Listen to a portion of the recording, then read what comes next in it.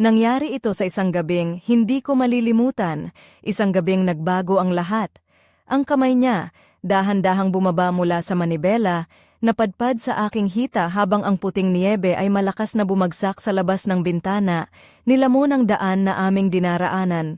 Ang tingin ng ama ng asawa ko ay nakatuon sa kalsada, ngunit ang presyo ng kanyang palad sa aking balat ay nagsalita ng higit pa sa kahit anong salita. Kilala ako bilang Maya, 29 na taong gulang, mula sa isang tahimik na bayan sa Benguet. Hindi ito isang eksena mula sa pelikula, kundi isang totoong pangyayari na naghiwalay sa aking buhay sa bago at pagkatapos. Para maintindihan kung paano ako napunta sa sasakyan na iyon, sa gitna ng isang malakas na bagyong niyebe, kasama ang ama ng asawa ko, kailangang bumalik tayo sa simula. Hello, ako si Maya, 29 na taong gulang. 2 taon na akong kasal kay June, isang inhinyero sa Baguio City. Siya ang lahat ng inaasam ko, maalalahanin, masipag, at may pusong puno ng pagmamahal. Ngunit palaging sobra ang kanyang pagkakabit sa pamilya, lalo na sa kanyang ama, si Mang Lando. Isang matatag at mahigpit na lalaki na may dating opisyal ng gobyerno na sa bawat salitang binibitawan ay may bigat ang kapangyarihan. Mula pa noong una, ramdam ko ang titig ni Mang Lando. Hindi ito ang tipikal na malambing na tingin ng isang ama. Ito ay isang mapanuring tingin na sobra ang tagal sa aking mga anyo na nagpapaisip sa akin kung baka ako'y nagkakamali lang. Sino ba naman ang mag-aakalang ang ama ng asawa ko ay may ganoong hangarin? Ang lahat ay nag-umpisa noong Pasko ng Kapaskuhan sa aming bayan. Isang gabi ng selebrasyon sa bahay nila sa La Trinidad, Benguet na puno ng tawanan, pagkain at inuman. Si June ay hindi makalabas ng kanyang inuman kaya pinili niyang manatili sa kanilang lumang silid habang ako ay pinaalalayan ni Mang Lando pauwi dahil sa malakas na ulan at sobrang pagkalasing ng asawa ko. Ngunit ang inaasahan kong ligtas na biyahe ay naging 3 oras na paglalakbay ng tensyon at takot. Saksi ako sa kamay ni Mang Lando na unti-unting bumaba sa aking hita habang ang niyebe ay walang tigil na bumabalot sa paligid namin. Hindi ko alam kung paano ako napasok sa ganong sitwasyon. Ang lalaki na dapat ay aking pamilya ang nagbanta sa aking kaligtasan.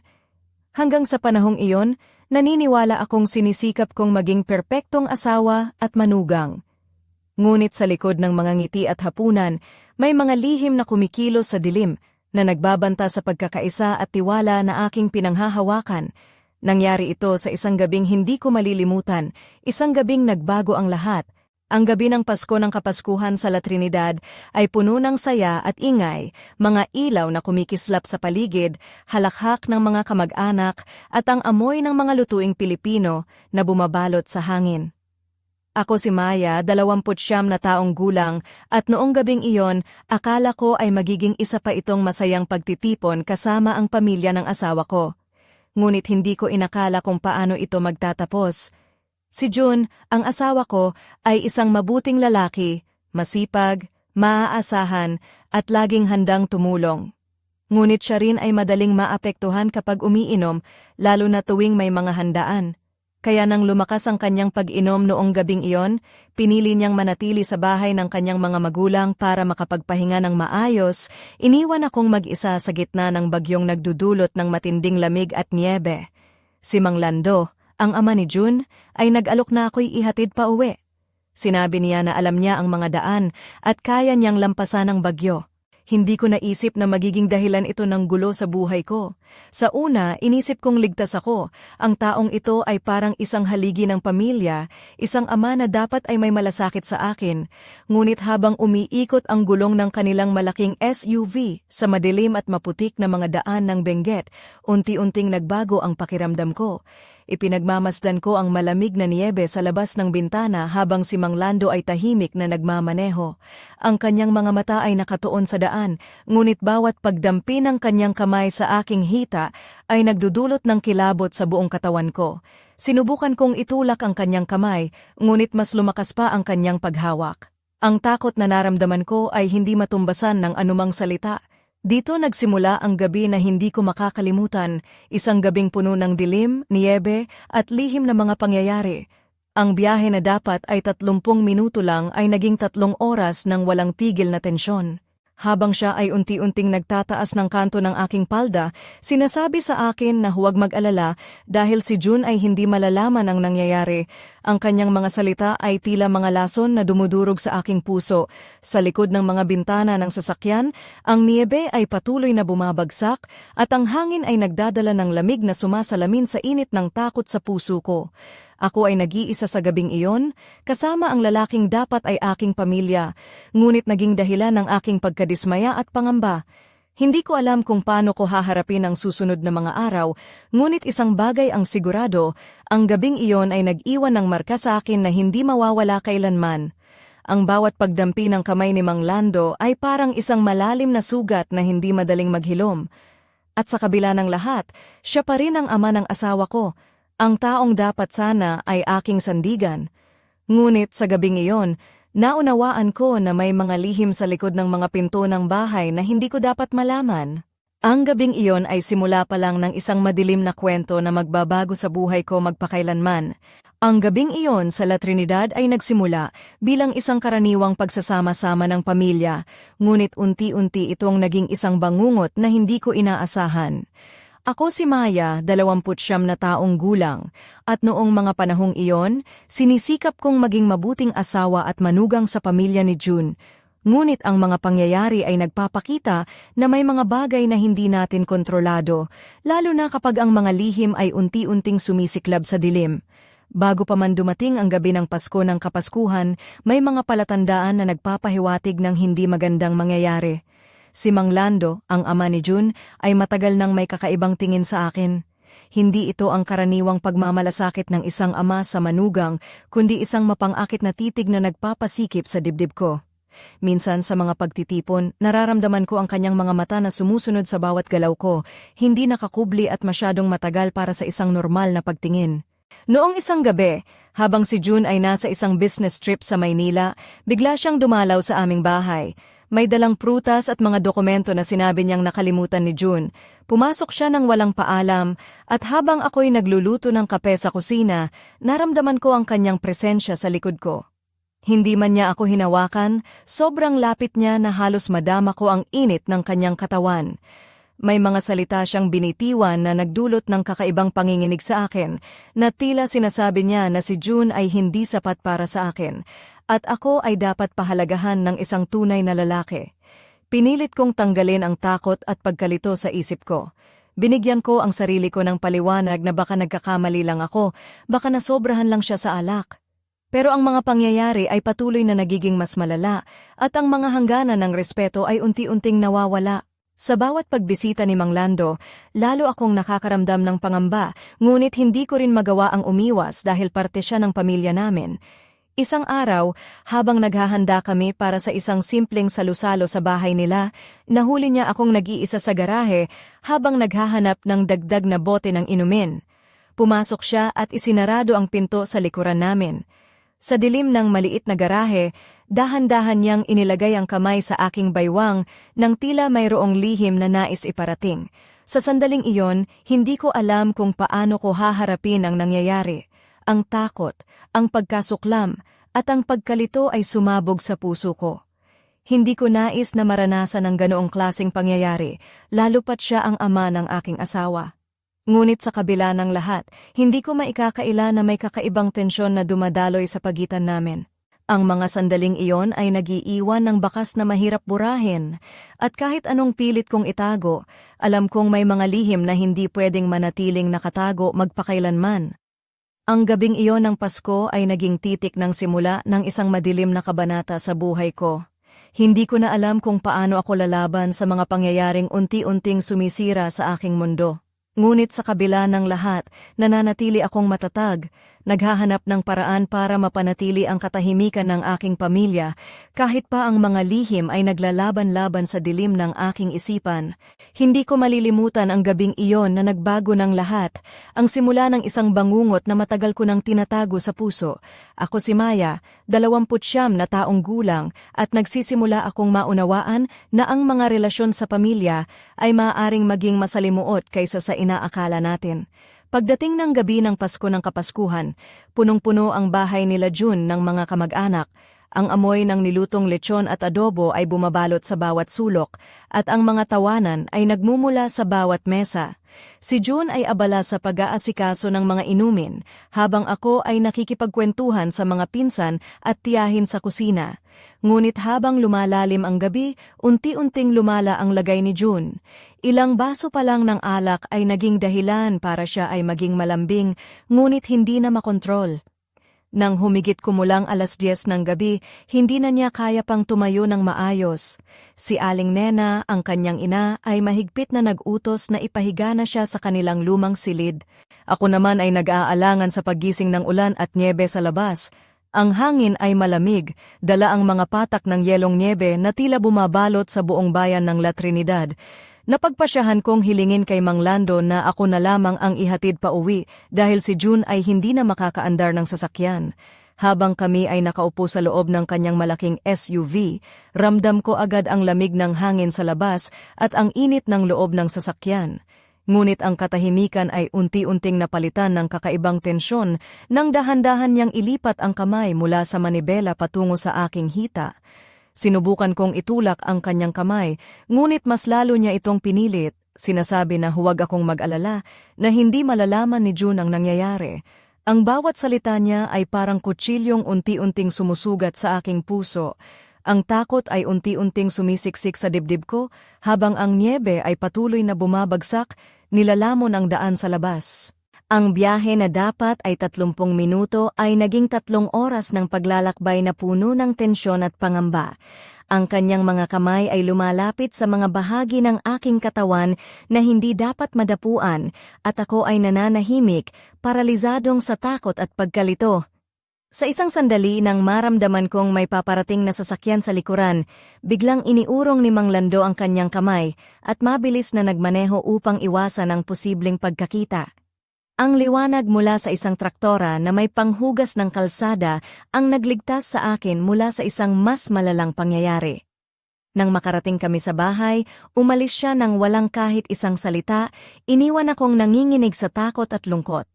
Sa loob ng bahay, agad akong nagtungo sa banyo at hinugasan ang aking balat, pilit tinatanggal ang bakas ng kanyang mga kamay. Hindi ko mapigilan ang pag-iyak, ang bawat luha ay isang paalala ng trahedyang iyon. Hanggang sa paggising ng umaga, dala ko ang bigat ng gabing iyon. Nang bumalik si June mula sa kanyang pahinga, hindi niya alam ang nangyari. Ang kanyang mga mata ay puno ng pagmamahal at walang malay sa madilim na lihim na bumabalot sa aming pamilya. Ang gabing iyon ay naging simula ng isang malalim na sugat sa puso ko. Hindi ko alam kung paano haharapin ang susunod na mga araw, ngunit isang bagay ang sigurado, ang aking buhay ay hindi na magiging ganoon kasimple pa. Ang mga lihim ay unti-unting sumisiklab sa dilim at ako ay nananatiling nakatali sa gitna ng isang madilim na kwento na ako lang ang nakakaalam. Hindi ko maialis sa isip ko ang gabing iyon, ang gabing nagdulot ng walang katapusang takot at pagkalito sa puso ko. Ako si Maya, 29 na taong gulang, at kahit na lumipas na ang ilang buwan, ang mga alaala ng nangyari ay patuloy na bumabalik sa akin, parang hindi kailanman mawawala. Ang biyahe pa uwi mula sa bahay ng mga magulang ni June ay dapat ay madali lamang. Ngunit dahil sa malakas na bagyong nyebe na bumalot sa buong Benguet, natigil kami sa isang maliit na daan na hindi na madaanan ng ibang sasakyan. Si Mang Lando ang nagmaneho at ako ay nakaupo sa tabi niya, nag-aalala sa bawat pag-ikot ng gulong sa maputik na kalsada. Habang dahan-dahang bumabagal ang sasakyan, naramdaman ko ang kanyang kamay na unti-unting gumalaw mula sa manibela hanggang sa aking hita. Ang lamig ng niyebe sa labas ay sumasalamin sa init ng kanyang paghawak, isang init na hindi ko kailanman nais maranasan. Sa kabila ng aking mga pakiusap na itigil niya, lalo lamang niyang pinilit ang kanyang kamay, sinasabi na huwag akong mag-alala dahil si June ay hindi malalaman ang nangyayari. Ang bawat minuto ay tila isang siglo, ang dilim ng gabi, ang puting nyebe sa labas, at ang init ng kanyang kamay sa aking balat ay naghalo sa isang napakadilim na eksena. Hindi ko alam kung paano ako nakatanggap ng ganoong pangyayari mula sa isang taong dapat ay aking pamilya. Sa isang sandali, narinig ko ang isang malakas na putok mula sa malayo, tila isang sanga ang nabasag sa ilalim ng yelo. Napahinto si Mang Lando at kami ay parehong nanahimik, nakikinig sa katahimikan na bumalot sa paligid. ngunit ang kanyang kamay ay hindi bumitaw, patuloy na naglalakbay sa aking hita habang pinipilit niya akong magtiwala sa kanya. Biglang nagsimulang mag-vibrate ang aking telepono sa loob ng aking bag. Ang tunog nito ay parang alarma sa katahimikan ng gabi. Nang tingnan ko ito, nakita kong si June ang tumatawag. Ang puso ko ay tila pumutok sa kaba. Binigay ni Mang Lando ang utos na huwag akong sumagot, na may boses na hindi ko na makalimutan, isang boses na puno ng takot at kontrol. Habang lumalapit sa dulo ang biyahe na iyon, napansin namin ang mga ilaw ng isang traktora na naglilinis ng daan. Ang liwanag nito ay tila ang tanging pag-asa sa gitna ng dilim. Nang dumaan ito, mabilis na inalis ni Mang Lando ang kanyang kamay at nagpatuloy kami sa pagmamaneho, ngunit ang tensyon ay nanatili. Pagdating sa bahay, umalis siya nang walang paalam, iniwan akong nag-iisa at nanginginig sa lamig ng gabi at sa bigat ng nangyari. Sa loob ng bahay, agad akong nagtungo sa banyo at sinubukang hugasan ang bakas ng kanyang paghawak, ngunit ang sugat sa puso ko ay hindi kailanman mawawala. Sa mga sumunod na araw, pilit kong nilalaro ang mga pangyayari sa aking isip, ang mga salita ni Mang Lando, ang malamig na niyebe sa labas, at ang init ng kanyang kamay sa aking hita. Ang takot, galit at pagkalito ay naghalo sa isang hindi maipaliwanag na emosyon. Hindi ko alam kung paano haharapin ang aking asawa, si June, na walang malay sa madilim na lihim na bumabalot sa aming pamilya. Ang gabing iyon ay naging isang bangungot na patuloy na sumusunod sa akin, at kahit saan ako magpunta, dala-dala ko ang bigat ng lihim na ito na parang isang sumpa na hindi ko matanggal sa aking buhay. Hindi ko maipaliwanag ang sakit na dulot ng gabing iyon, isang gabing nagbukas ng mga sugat na matagal ko nang tinatago. Ako si Maya, 29 na taong gulang, at habang lumilipas ang mga araw, hindi nawawala ang bigat ng mga pangyayari sa aking puso at isipan. Matapos ang gabing iyon, ang aking buhay ay unti-unting nagbago, ngunit hindi ito nakikita ng iba. Sa panlabas, ako ay nagmukhang maayos, nagluluto ng pagkain para kay June, nakikisama sa mga kamag-anak, at ginagawa ang lahat ng inaasahan sa akin bilang isang mabuting asawa at manugang. Ngunit sa loob, ako ay nagdurusa, nilamon ng takot, pagkabahala, at isang malalim na lihim na hindi ko matanggap. Tuwing magkikita kami ni June, lalo na kapag siya ay yumakap o humawak sa akin, agad kong naaalala ang gabing iyon sa loob ng sasakyan. Ang mga daliri ni Mang Lando na dahan-dahang dumudulas sa aking balat, ang malamig na nyebe sa labas, at ang mga boses na puno ng pananakot na nagsabing wala siyang malalaman. Hindi ko alam kung paano sasabihin ito kay June o kung paano ko haharapin ang posibilidad na masira ang pamilya namin. Ang relasyon namin ni June ay nagsimulang magdusa. Nakikita ko ang pagkalito sa kanyang mga mata kapag tinatanong ko siya tungkol sa kanyang ama at nakakaramdam ako ng guilt dahil hindi ko siya masabi ang totoo. Pilit kong iniiwasan ang mga usapan tungkol sa pamilya, ngunit sa bawat araw na lumilipas, lumalalim ang agwat sa pagitan namin. Isang gabi, habang nag-iisa ako sa kwarto, naalala ko ang bawat detalye ng gabing iyon, ang pressure ng kamay ni Mang Lando, ang kanyang mga bulong na nagbabanta, at ang takot na hindi ko mapigilan. Naisip ko kung paano sana ito nagbago, kung tumigil lang siya ng una kong sinabi, o kung tumakas sana ako sa gitna ng niyebe. Ngunit dala ng takot at paggalang sa pamilya, nanatili akong tahimik. Alam kong kung magsasalita ako, maaaring masira ang lahat. Ang pagmamahala namin ni June, ang pagkakaisa ng pamilya, at ang katahimikan na pilit kong pinanghahawakan. Ngayon, habang sinusulat ko ang mga kwento kong ito, hindi ko maalis ang tanong sa aking isipan. Paano kung hindi kami nahinto sa gitna ng daan? Ano ang mangyayari kung nagpatuloy ang kanyang mga kamay? May lakas ba ako noon para lumaban? O mas lalo lang akong masaktan? Ang mga tanong na ito ay nagpapahirap sa akin, ngunit isa lang ang sigurado ako, ang gabing iyon ay isang pagbabago sa aking buhay na hindi ko na maibabalik sa dati. Isang lihim na nagpapabigat sa aking puso at isang sugat na patuloy na nananakit sa bawat araw na lumilipas. Hindi ko inakalang ang gabing iyon ay magtatapos sa isang ganito kalalim na lihim, ngunit ang buhay ay puno ng mga hindi inaasahang pangyayari. Ako si Maya, 29 na taong gulang, at ngayon haharapin ninyo ang isang bahagi ng kwento na nagpalala sa lahat ng aking kinatatakutan. Pagkatapos ng gabing iyon sa ilalim ng malakas na niyebe, inakala kong ang lahat ay matatapos na. Ngunit isang araw, habang nagluluto ako sa kusina ng bahay namin sa La Trinidad, biglang may kumatok sa pinto. Nang buksan ko, si Mang Lando ang nakatayo roon, may dalang isang maliit na kahon. "May dala akong regalo para sa'yo, Maya," sabi niya nang may ngiti na hindi ko mawari kung totoo o may tinatagong hangarin. Tinanggap ko ang kahon, ngunit ang puso ko ay mabilis ang tibok. Hindi ko alam kung ano ang laman nito, ngunit ramdam ko ang bigat ng bawat sandali na lumilipas. Sa loob ng kahon ay isang maliit na alahas, isang pulseras na may mga perlas na kumikislap sa liwanag ng araw. "Para sa iyo," sabi niya muli, habang unti-unting lumalapit siya sa akin. Ang kanyang mga mata ay puno ng kakaibang ningning, isang ningning na nagdudulot ng takot at pag-aalinlangan. Hindi ko na itago ang aking pagkabigla ng dahan-dahan niyang inilagay ang kanyang kamay sa aking balikat. "Alam mo, Maya, nakita kita sa gabing iyon. Alam kong hindi mo gustong nangyari iyon, pero may mga bagay na hindi mo maiwasan," bulong niya ng mababa ngunit puno ng panghuhusga. Sa puntong iyon, napuno ako ng takot. Hindi ko alam kung paano ko haharapin ang lalaking ito na dapat ay aking pamilya, ngunit ngayon nagiging dahilan ng aking pagkawasak.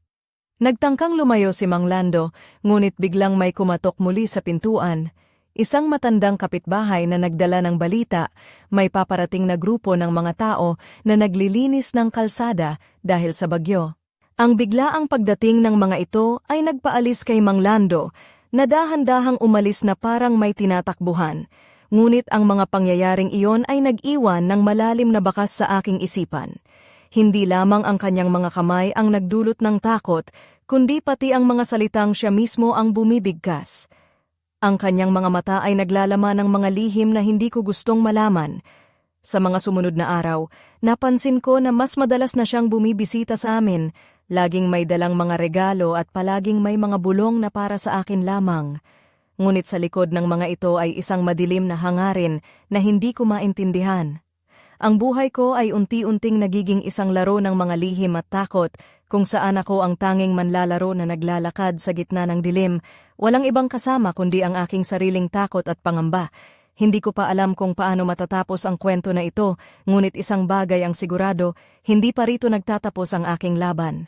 May mga lihim pa akong kailangang harapin at mga katotohanan na kailangan pang tuklasin sa madilim na landas na aking nilalakaran. Ang mga araw pagkatapos ng ginawang iyon ni Mang Lando ay naging isang malalim na bangungot na tila walang katapusan.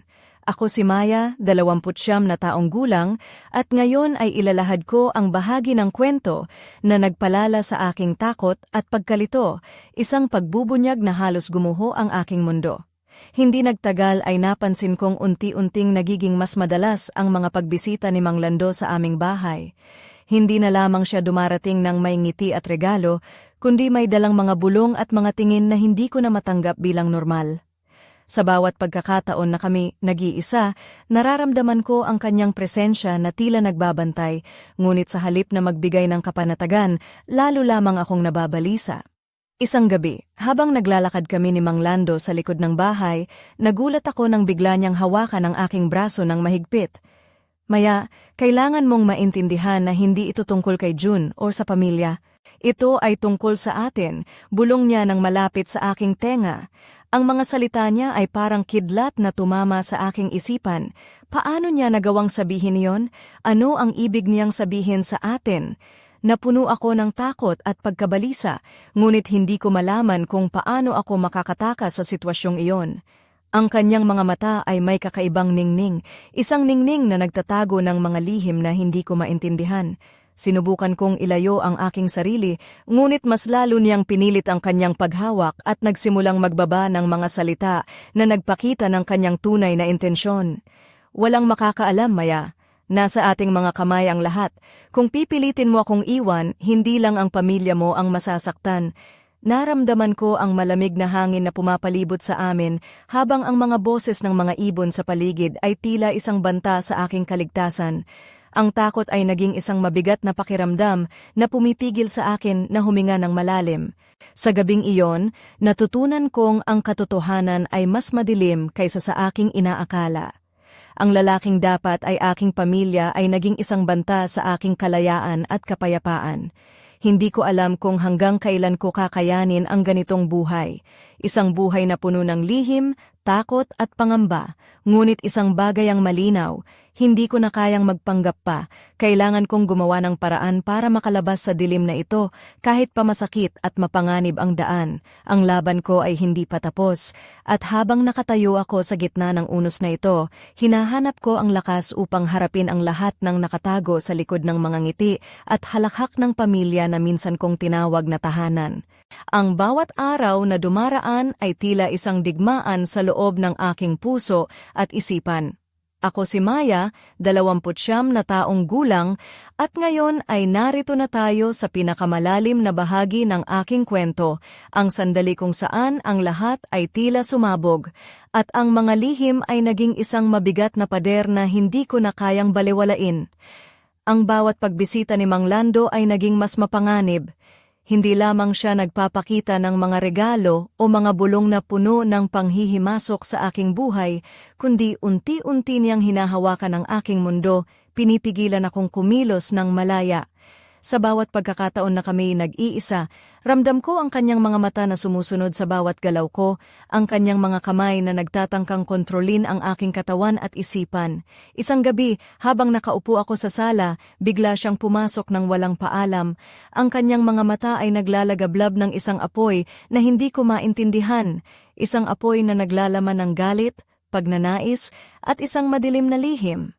Lumapit siya sa akin ng dahan-dahan at sa bawat hakbang niya nararamdaman ko ang lamig na bumabalot sa paligid namin. Maya, bulong niya. Hindi mo kailangang magpanggap pa. Alam ko ang lahat ng tinatago mo. Hindi mo na kailangang magtago sa akin. Hindi ko alam kung paano tumugon. Ang aking puso ay mabilis na tumitibok. Ang aking mga kamay ay nanginginig. At ang aking mga mata ay puno ng luha. Alam kong kung hindi ako kikilos, mawawala ang kontrol sa aking buhay. Ngunit sa kabila ng lahat, may isang bahagi sa akin na nagsisigaw ng lakas at tapang. Hindi ako ang magiging biktima ng isang taong dapat ay aking pamilya. Hindi ako papayagang masira ang buhay ko dahil sa kanyang kasakiman at kapangyarihan. Sa gabing iyon ang tensyon ay umabot sa sukdulan. Ang mga lihim na itinago sa dilim ay nagpakita ng tunay na anyo. Isang madilim na mundo ng takot, pang-aalipusta at panghihimasok. Ngunit sa kabila ng lahat, naramdaman ko ang isang apoy sa loob ko, isang apoy ng paglaban at pag-asa.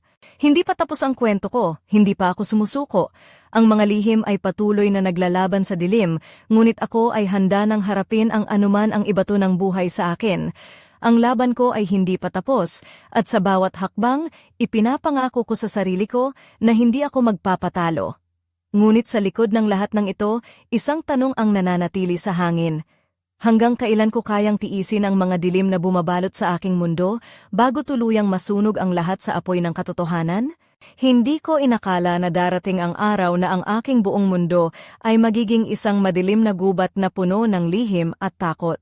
Ako si Maya, 29 na taong gulang, at ngayon ay haharap tayo sa pinakadramatikong bahagi ng aking kwento, ang sandali kung saan ang lahat ay tila nagbabadyang bumagsak at ang tanging tanong ay kung paano ko lalampasan ang unos na ito. Matapos ang mga gabing puno ng tensyon at panghihimasok, napagtanto ko na kailangan kong gumawa ng desisyon, isang desisyon na magbabago ng lahat. Hindi ko na kayang tiisin ang mabibigat na pasanin ng mga lihim na ito, ang mga kamay na hindi ko nais na humawak sa akin, at ang boses na nagbabanta sa aking kalayaan.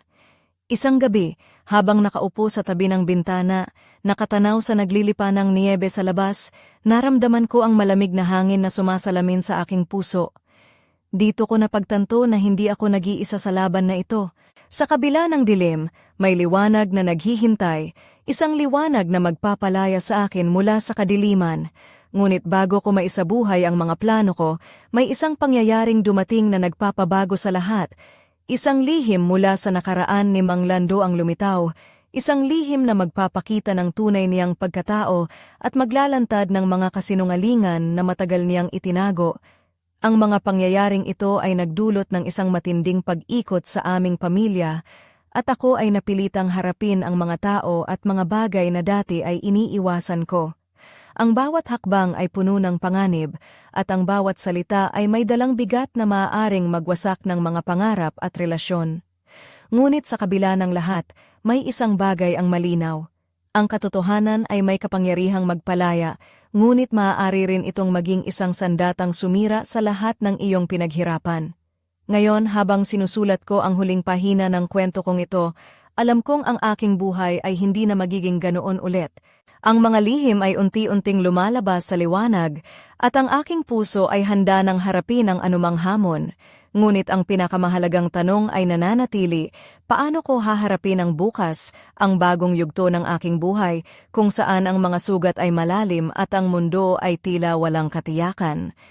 Sa likod ng mga pinto ng aming tahanan, sa gitna ng niyebe at dilim, ang aking kwento ay nagtatapos sa isang tanong na naghihintay ng sagot. Isang tanong na magpapaikot sa inyong mga isipan at magpapaisip kung saan talaga nagtatapos ang katotohanan at saan nagsisimula ang takot.